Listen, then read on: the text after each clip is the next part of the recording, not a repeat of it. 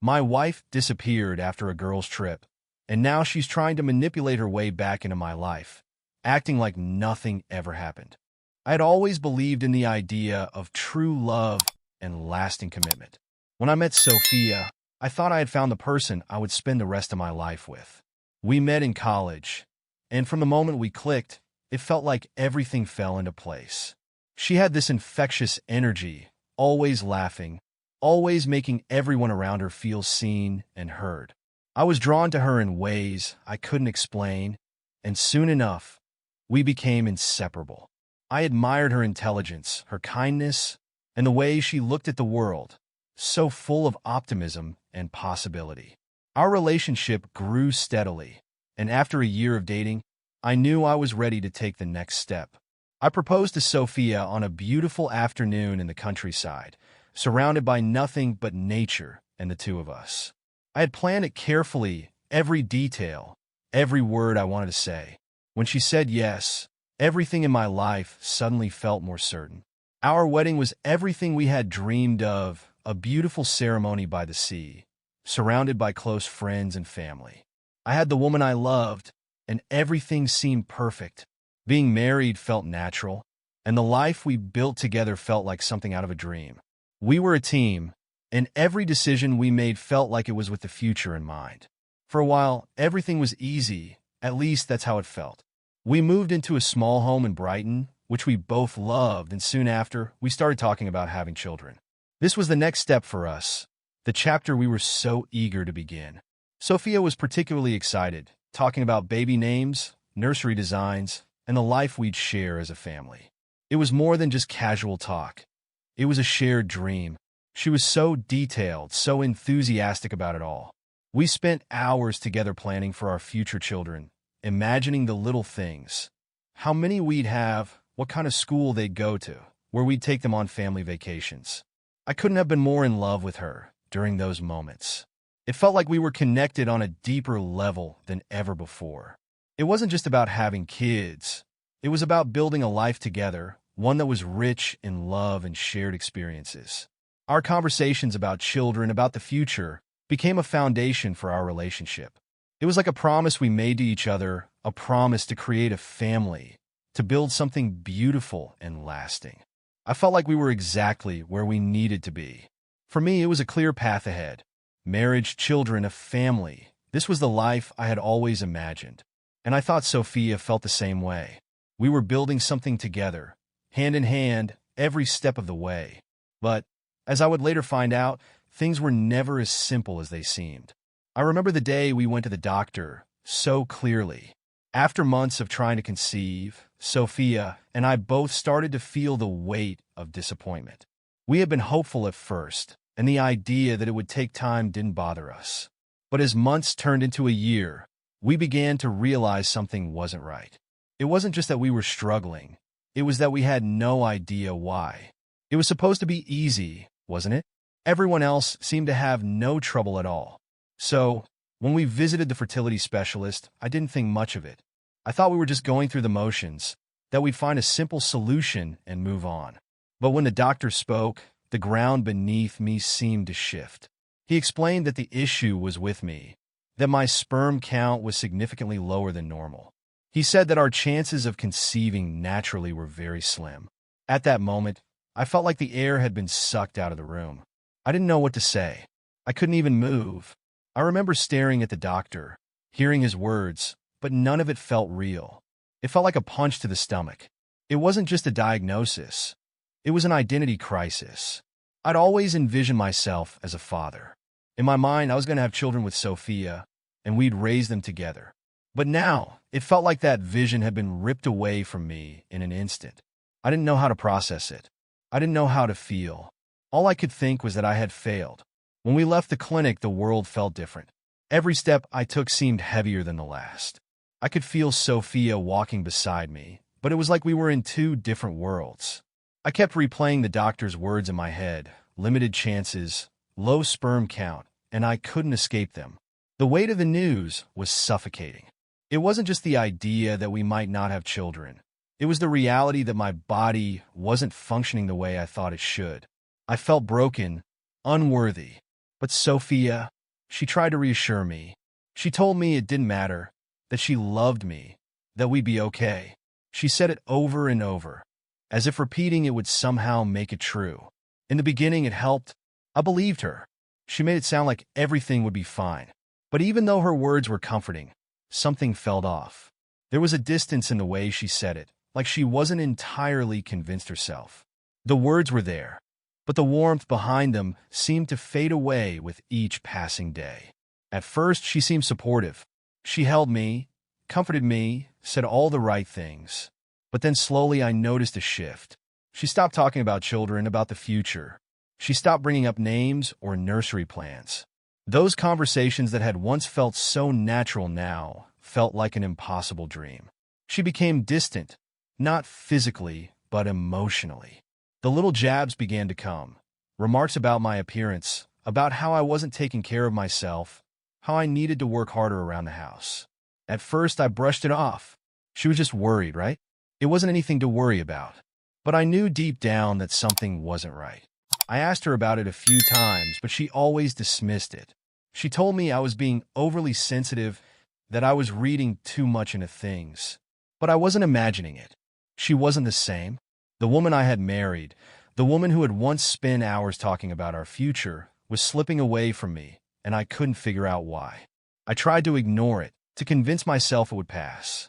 I didn't want to seem needy or insecure, so I stopped pushing her to talk about it. Instead, we settled into a routine that lacked the warmth and connection it once had. We were existing side by side, but we weren't really living together anymore. The emotional bond we had once shared seemed to fade with each passing day. There was no longer any excitement about the future, no more talks about children or what we wanted out of life. We had stopped making plans. We had stopped dreaming, and in that silence, I started to realize something that terrified me. She wasn't just emotionally distant. She had mentally checked out of our marriage. She had stopped caring, and it hurt more than I could ever explain. I didn't know what to do. I didn't know how to fix it. I wanted to talk to her about it, but I didn't want to push her away even further. I tried, but every time I did, she would brush it off. She would say she was fine, that everything was okay, but I knew better. Something had changed. I just didn't know what. Then one day, out of the blue, she said she wanted to go on a girls' trip to America. It didn't seem out of the ordinary.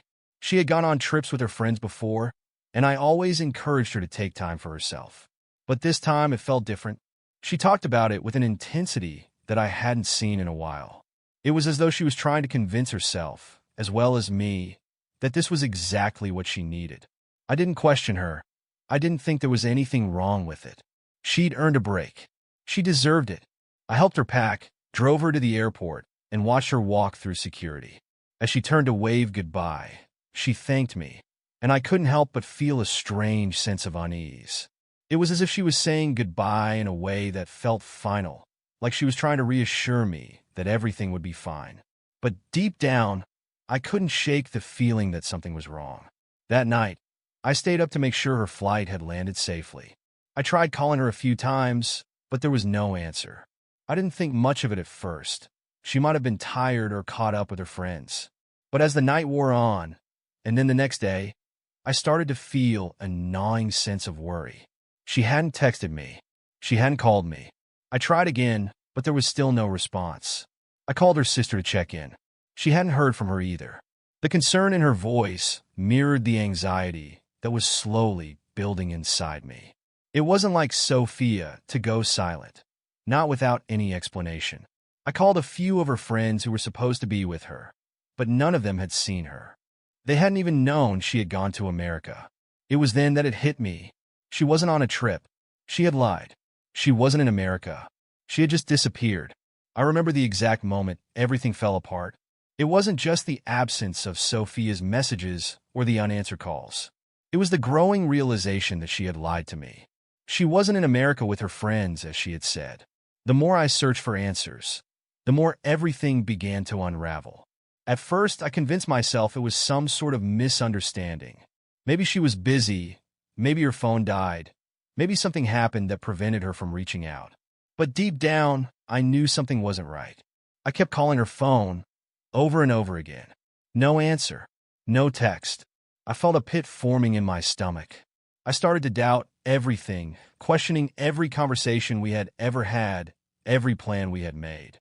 It felt like she had disappeared into thin air, leaving nothing but the empty space where she used to be. I couldn't sit still anymore, couldn't keep pretending like everything was okay. I had to find out where she was. The first person I called was her sister. I could hear the confusion in her voice when I asked if she had heard from Sophia. "No," she said, sounding as worried as I felt. She didn't say anything about not going. It was then that I felt a wave of panic surge through me. I couldn't just sit here and wait for an explanation. I had to know what was going on. I started calling Sophia's friends, those who were supposedly with her on this trip. But no one had heard from her either. They were all just as confused as I was. One of them even told me she had been sitting at a cafe 2 streets away from the airport, not traveling at all. It hit me like a ton of bricks. She wasn't traveling with anyone. She wasn't in America. She had made it all up. She wasn't where she said she was. She was somewhere else. But where? Why? My stomach turned as the truth began to dawn on me. I was in complete disbelief. This couldn't be real. Sophia had lied to me. And not just about a small thing, about something huge. She had disappeared without a word, without a trace. I felt like I was losing my mind. I didn't know what to think, what to feel. I tried to convince myself it was some kind of mistake. Maybe she had gotten stuck somewhere. Maybe she was having an emergency, but deep down I knew she had planned this. This wasn't an accident. It wasn't a misunderstanding. She had intentionally disappeared from my life. I just didn't know why. And that was the hardest part, the not knowing. I spent hours trying to get in touch with anyone who might have answers. Her friends, her family, anyone who could explain why she would leave without telling me. But no one knew. It was as if she had just vanished. There was no trace of her, no clue about where she might have gone. And then came the moment that shook me to my core. I called Sophia's phone one last time, hoping beyond hope that I would hear her voice, that maybe she'd picked up and had a good reason for all this. But the phone rang endlessly, unanswered. It felt like a slap in the face. I couldn't believe she was doing this. She was leaving me behind, without a single explanation. I had no answers, no closure, and all I had were the pieces of a life that was now falling apart. The woman I had loved and trusted was gone, and in her place was nothing but silence. I didn't know what to do. I was spinning in every direction, lost in the confusion. I didn't want to believe what was happening, but everything was pointing to the same conclusion. Sophia had lied to me, and she had disappeared. She wasn't coming back. As the hours passed, I could feel myself spiraling. I had no idea where to go from here, no idea what I was supposed to do. I wanted to scream. I wanted to tear everything apart. But instead, I just sat there, alone. The house felt so empty now, even though it had once been filled with warmth and laughter. Where had it all gone? Where had she gone? The truth began to settle in slowly, but painfully. This wasn't just about a trip. It was about something much deeper, something I hadn't seen coming. I had been so focused on the dream of a family with her, on the future we were supposed to share, that I had never seen the signs. Sophia had been pulling away from me for a long time, and I had ignored it. She had checked out emotionally, mentally. She had already left, and I just hadn't recognized it until now. I couldn't stop thinking about the coldness in her words, the sudden disinterest in the future we had planned. The way she stopped talking about children, about growing old together. She had stopped talking about everything that had once mattered to us. She had stopped being the person I married, and I hadn't wanted to admit it. But now it was so painfully clear. I felt betrayed, not just by her disappearance, but by the way she had slowly withdrawn from me in the months leading up to this moment. She had built a life with me, and then she had just walked away from it. And the worst part was that she hadn't even given me a chance to understand why. As the hours turned into days, I couldn't shake the gnawing feeling in my gut. Why? Why had she left? What had happened to the woman I had shared my life with? What had I missed? The silence was deafening, and all I had left were the unanswered questions. Days turned into weeks, and yet I found myself trapped in the same place, stuck in the same cycle of confusion and hurt. It was as if I couldn't break free from the aftermath of her disappearance. I kept thinking that maybe if I could just get answers, I could understand why she had left, why she had lied. Maybe if I could find her, if I could confront her, everything would make sense again. But every step I took only seemed to deepen the mystery. It felt like she had disappeared from the world entirely, leaving no trace behind. I couldn't sleep. I couldn't eat. I was consumed by the need to understand, to find closure, but every call I made, every message I sent, only led to more unanswered questions. I spoke to her family, her friends, anyone who might know where she was, but they all seemed as lost as I was. No one knew anything. It was like she had just vanished into thin air. I felt completely helpless. I kept replaying everything in my mind. The conversations we'd had, the things she'd said, the subtle changes I had noticed in her behavior. I had been so focused on our shared dream, so consumed by the idea of our future together, that I had missed all the signs that she was slipping away. I had never noticed the coldness creeping into our marriage, the way she had withdrawn emotionally. But now, in the aftermath of her disappearance, I could see it all so clearly. It was like looking at a painting where the details were blurred at first, but now, everything stood out in stark relief. She had checked out long before she physically left. The worst part was the shame I felt. I kept asking myself, what did I miss? How could I not have seen this coming? I felt like a fool. She had abandoned me without a word, and I had been left to pick up the pieces of a shattered life. I felt humiliated by the fact that I had been so blind, so trusting. I had given everything to our marriage, believing it was built on mutual love and respect, only to have it torn apart by her sudden, inexplicable departure. I couldn't shake the sense of betrayal. It was a deep, gnawing feeling that clung to me at all times, especially when I was alone. I thought about everything we had shared, all the moments that once felt so real, so genuine. Now they felt hollow. It was as if I had been living in a dream, and the reality had finally come crashing down. The woman I had loved, the woman I had built a life with, was gone, and I was left to pick up the pieces of a life that no longer existed. I tried to push these feelings aside, to bury them in my work and in my daily routine, but it was impossible. The pain was always there, lurking just beneath the surface, threatening to consume me. I couldn't focus on anything. At work, I was distracted, my mind constantly drifting back to the same unanswered questions. I was constantly on edge, waiting for something, anything, that might bring me clarity. I thought if I could just talk to her, maybe she would explain herself. Maybe she would apologize. Maybe we could figure things out. But I knew, deep down, that it wouldn't be that simple. I knew that even if she came back, nothing could ever be the same. After a few weeks of this, I realized something crucial. I couldn't keep living like this. I couldn't keep chasing answers that would never come. The search for answers, for closure, was only making things worse. It was preventing me from moving on, from healing. I was stuck in a cycle of despair, trying to understand something that wasn't meant to be understood. I had to let it go. That was the hardest realization of all, that I would never have the answers I so desperately sought. And even if I did, they wouldn't change anything. Sophia had made her choice. She had walked away, and I had no control over that. I couldn't change the past, no matter how much I wanted to. But then, something shifted. It wasn't a sudden realization, but a slow, quiet understanding that began to take root in my heart. I began to understand that I was not responsible for her decisions. I had done everything I could to make our marriage work. I had given her my love, my trust, my future. But I couldn't make her stay. And I couldn't force her to be the person I wanted her to be. I realized that I had to stop living in the past, in that place of confusion and pain. I had to find a way to move forward. It wasn't easy. I wasn't ready to forgive her yet. Hell, I wasn't sure if I ever would be. But I started to see that my healing had to come from within. I couldn't keep searching for answers from the outside. The only way to truly heal was to let go of the need to understand and start focusing on myself again. That's when I decided to seek help. It wasn't easy for me. I had never been one to talk about my feelings, to ask for help, but I knew I couldn't do it alone. I found a therapist, someone I could talk to about everything, the pain, the anger, the betrayal. And slowly, I began to unpack the emotions I had been burying. It wasn't a quick fix, but it was a start.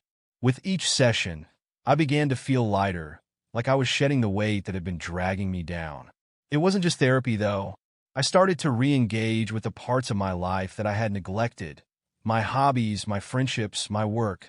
I began to rebuild who I was without her, without the life we had imagined together. I began to rediscover the person I had been before Sophia entered my life, the person I had lost along the way. I won't pretend that the healing process was easy. There were still nights when I would lie awake, the memories of Sophia and the life we had shared flooding back in waves. I would think about the things she had said, the way she had apologized, the way she had left me without looking back. But I slowly learned that I couldn't keep allowing those memories to define me. I couldn't keep allowing her actions to control my life. In time, I started to find a sense of peace. It didn't happen overnight, but it did happen. And for the first time in months, I began to feel like myself again, stronger, more resilient, and ready to embrace the future, whatever it might hold. I was no longer chasing after the woman who had left me behind. I was moving forward one step at a time into a new life that was mine to define. And that was enough. But the answers I had been searching for, they never came. And in the end, I realized they weren't necessary. The only thing I needed to understand was that I had the power to move on. And that, in itself, was the answer I had been looking for all along. Months passed, and I had gotten to a place where I thought I was okay. It wasn't perfect, but I had started building my life back up. I was focusing on things that brought me joy. Small things, really, reading, cooking, spending time with friends, getting back into hobbies I had abandoned when I was consumed with the idea of a family. I even started dating again, cautiously, testing the waters, but never really putting myself out there completely. It felt like I was in a good place, finally able to breathe again. Then one Saturday morning, everything changed. I was in the middle of my usual morning routine, coffee brewing, a book open in front of me, when I heard a knock at the door. My first thought was that it was just a mailman or maybe a neighbor needing something. But when I opened the door, I froze.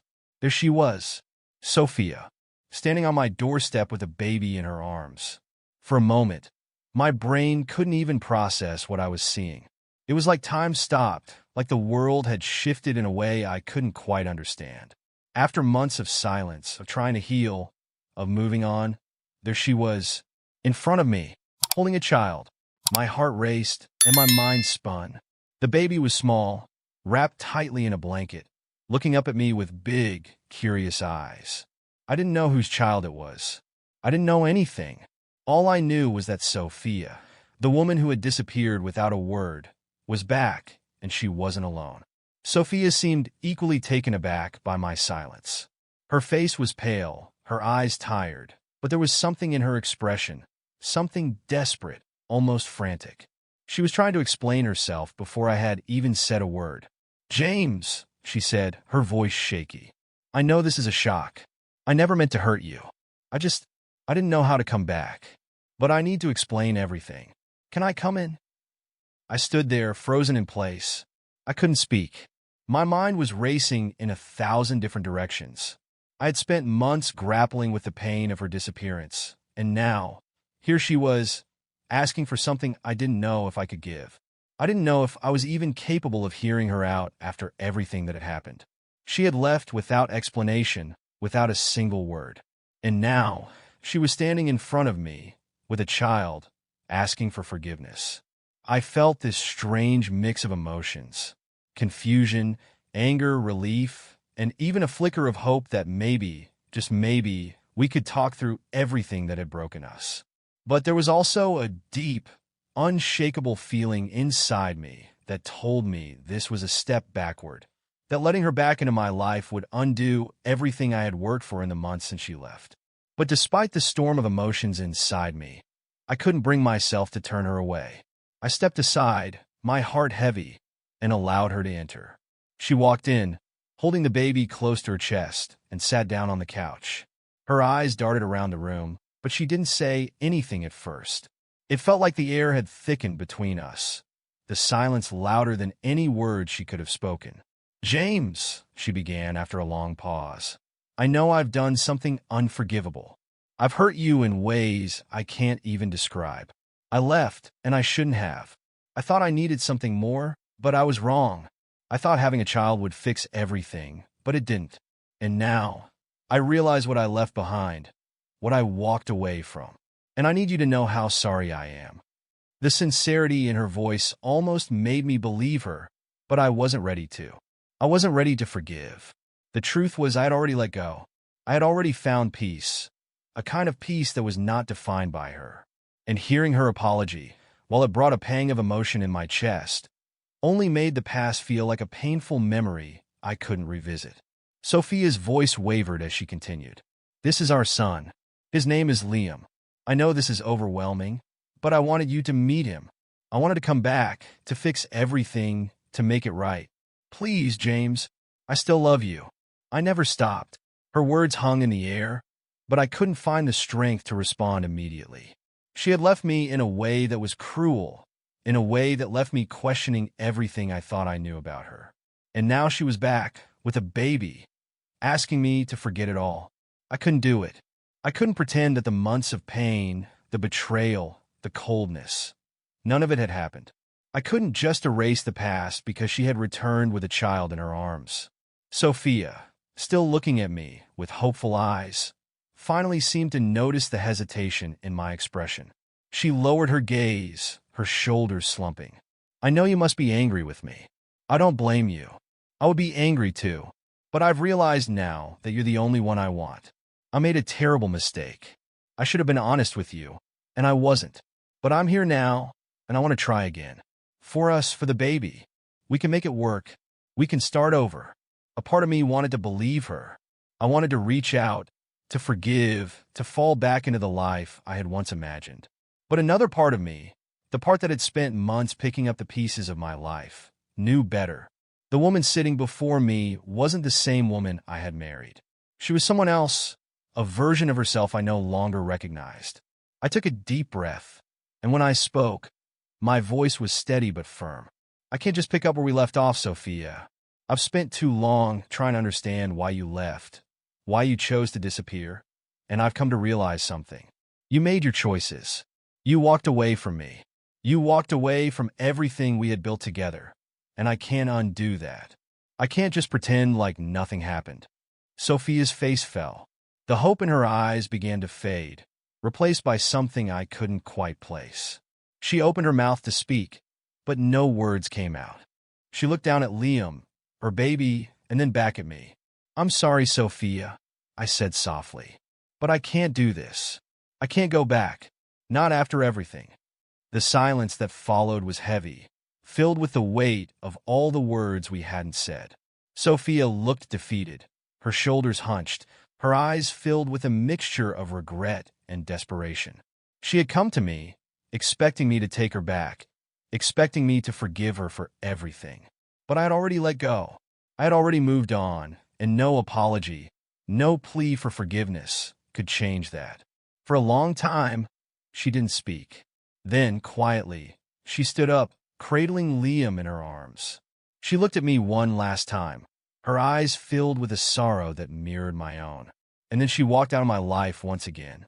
As the door clicked shut behind her, I felt an overwhelming sense of finality. It was over. For the first time in months, I felt like I could breathe. I had made the right choice. I had let go of the past, and now I was free to live the life I had reclaimed. After the door clicked shut behind Sophia, I stood there for a long time, staring at the spot where she had been just moments before. The room felt oddly still, almost as though the world had paused. There was a deep emptiness in the space where her presence had lingered, but it wasn't the same kind of emptiness that had consumed me after she left the first time. This time, the silence wasn't suffocating, it was peaceful. It was a kind of peace I hadn't known in months, and I felt a weight lifting off my chest. The decision I had just made wasn't easy, but I knew it was the right one. I had spent so much time wrestling with the past, trying to understand what had gone wrong, asking myself what I could have done differently. But that moment, as Sophia walked away, was the final chapter. I wasn't going to keep waiting for answers that would never come. I wasn't going to keep searching for closure where there was none to be found. I had moved on. I had to. Sophia had tried to rewrite the narrative of our lives, to convince me that we could start over, to pretend that nothing had happened. But I couldn't buy into it. I had spent so long chasing something that no longer existed. I had spent months healing, rebuilding my life from the pieces she had left behind. The life we had dreamed of was gone. And while the memories of what we had were still there, I was no longer the person I was when she walked out. I had changed. I had grown. I took a seat on the couch, feeling the exhaustion in my bones, but for the first time in a long while, it wasn't the kind of weariness that came from grief. It was the weariness of someone who had fought their way through a storm and had finally found a little piece of calm. I felt relief more than anything else. There was no anger, no bitterness, just a deep understanding that I had made the right choice for myself. I couldn't let her back into my life, not when I had worked so hard to reclaim my own sense of self. In the days that followed, I started to feel the weight of my decision sinking in. It wasn't that I didn't still care for Sophia. How could I not? She had been a huge part of my life, and I would always remember the good times, the moments when I thought we had a future together. But those memories were no longer enough to make me want to return to the wreckage of our past. I had been living with the hope that we could fix things, that maybe, just maybe, she would come back and everything would be okay again. But the truth was things couldn't be fixed, not in the way I had hoped. The truth was that I had been living for too long in a place of what-ifs. What if she came back? What if we could work things out? What if things could go back to the way they were? But after she left, and then came back, only to walk away again, I realized that those questions no longer mattered. I couldn't wait for the life I had imagined. I couldn't keep putting my life on hold in the hopes that something would magically fix everything. I began to focus on myself in ways I hadn't before. It wasn't easy, but it was necessary. I took a long, hard look at where I was in life and asked myself what I really wanted. Not what Sophia wanted, not what we had once dreamed of together, but what I wanted. And for the first time in a long time, I realized I was ready to take back the life that was mine. I wasn't going to let my past define my future.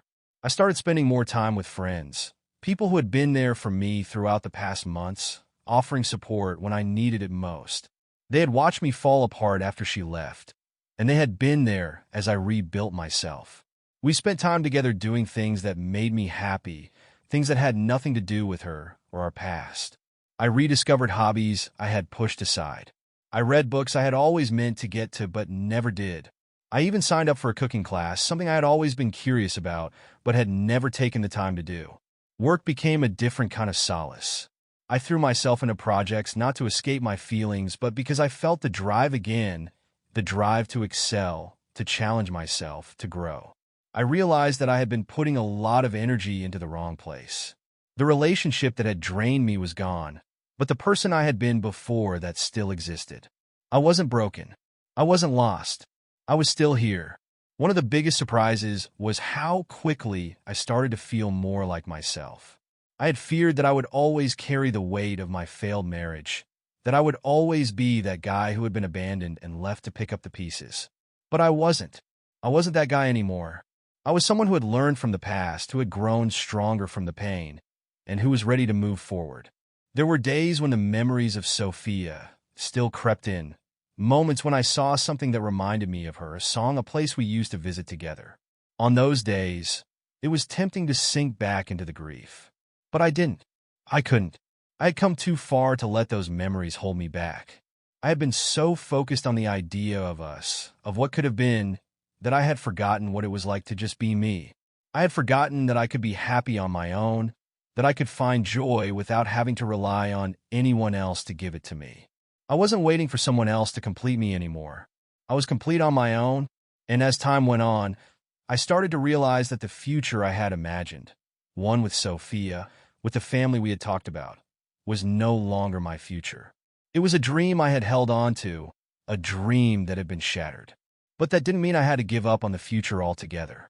It just meant that I had to let go of the past and create a new future for myself, one that was built on my own terms. It wasn't easy, but it was necessary. I no longer looked back. I no longer held on to the hope that something would bring us back together. I had let go, and for the first time in a long time, I felt at peace with that decision. The door had closed on that chapter, and while it had taken me a long time to accept it, I finally understood something. I was free. I had moved on, and that was enough. As the days went by after Sophia left my life for the second time, something in me began to shift. I felt a profound sense of closure that I hadn't expected. I had spent months living in uncertainty, wondering if she would come back, if we could ever pick up the pieces of what we had, if there was any hope left for us. But that day, as she walked out of my life again, I realized that part of my life was truly over. For good. I didn't expect it to feel as peaceful as it did. At first, there had been so many emotions: anger, sadness, a sense of betrayal. But with each passing hour, those feelings began to fade, replaced by a quiet acceptance that I had made the right choice. I had finally stood up for myself, for my future. And that future, I knew, was no longer with her. For the first time, I could breathe. As I sat in the quiet of my apartment, I allowed myself to feel the weight of the decision I had made. It wasn't easy. It never had been. But it was necessary. Sophia had come back to me with a child, asking for forgiveness and a chance to start over. But I knew deep down that I couldn't go back to a life that had been built on lies and abandonment. She had left me without explanation, and now, when she needed something, she was back, expecting me to just pick up where we left off. But I couldn't. I couldn't undo the hurt she had caused me. I couldn't pretend like the last months of confusion and pain hadn't happened. I closed my eyes and leaned back against the couch, allowing myself to remember. Remember what we had. Remember the love we once shared. I hadn't forgotten it. I would never forget it. But I also realized that the person I was now, the life I had built without her, was stronger than anything I had ever known. I had finally found my footing again, and I wasn't about to let her pull me back into that world of uncertainty. I didn't know where Sophia had gone after she left my door. I didn't know what kind of life she would lead, how she would handle the responsibility of raising her son on her own. I didn't know if she would ever fully understand what she had done to me, to us. But I also knew that I couldn't carry that burden any longer. I couldn't hold on to the anger, the confusion, the hurt. It wasn't mine to carry anymore. It was as if the weight I had been carrying for so long had been lifted. I wasn't angry anymore. I wasn't sad. I was simply free. I had been stuck in the past for so long, holding on to the hope that we could fix what had been broken. But now I saw clearly. It was broken beyond repair. The months I had spent in agony, questioning myself, wondering what went wrong, had finally come to an end. And with that ending came a new beginning. A beginning where I was no longer defined by my past with Sophia. A beginning where I could finally focus on myself, on the person I was becoming. The days following her departure were surprisingly calm. I didn't feel the need to reach out to her, to explain myself, or offer any more answers. I had given her my heart, my trust, and my future. She had taken it all and walked away. That was the reality. And the reality was that I was done chasing it. In the weeks that followed, I continued to rebuild my life. I spent time with friends who had supported me throughout this entire process. Friends who had never judged me for my pain and who had stuck by me through the worst of it. They celebrated my small victories with me, like when I finished a project at work that I had been putting off for months, or when I got back into a hobby I had abandoned long ago. They were a reminder that I wasn't alone, that there were still people who cared about me, who saw me for who I was, not who I had been when I was with Sophia. But as much as I found comfort in their support, the most important thing I did was learn to be comfortable with myself. For so long, I had defined myself by my relationship with Sophia. I had defined myself by the dream of family we had shared, by the future we were supposed to build together. When that dream shattered, I didn't know who I was anymore. But I had found myself again. I had learned that my worth didn't depend on anyone else. I didn't need Sophia to validate me. I didn't need her approval to know that I was enough.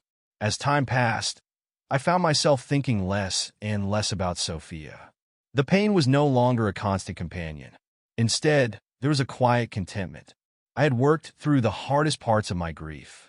I had learned to forgive her, not for her sake, but for mine. I realized that holding on to the bitterness and anger wasn't going to help me move forward. It was holding me back. Forgiveness, true forgiveness, wasn't about excusing what she had done. It was about setting myself free from the shackles of the past. One night, a few months later, I sat in my apartment, looking out at the city lights. I realized I had stopped asking myself the same questions. I wasn't wondering where she was, what she was doing, or if she regretted leaving. I was no longer waiting for some grand reconciliation or explanation. I was living my life, and it was enough. That night, I finally let go of the last remnants of the past. I let go of the hurt. I let go of the resentment. And I let go of the need to understand why she had done what she did. I was free to move forward. Sophia had come back, and I had turned her away. It wasn't because I didn't care, but because I realized that the best way to honor myself and the love we once shared was to walk away from the past. I had let go, and in doing so, I had allowed myself to step into a future I could build on my own terms. And as I closed my eyes that night, I felt at peace. For the first time in a long time, I felt truly free. I had let go of everything that no longer served me, and I was ready for whatever came next. This was my new beginning, and I was ready for it.